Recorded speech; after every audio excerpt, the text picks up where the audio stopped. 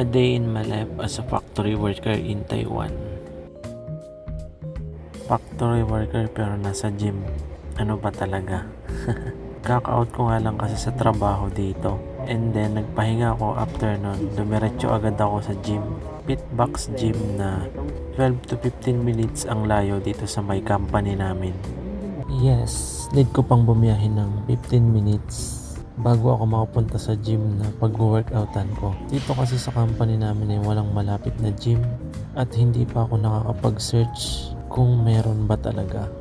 Actually, tinimbrihan lang ako ng mga nagtatrabaho dito sa company namin na okay daw dito mag-gym. And well said, maayos naman yung mga equipment at talagang very accommodated naman. And of course, mahal nga lang talaga kasi andito ka sa bansa nila at ang gamit mong currency is yung pera nila.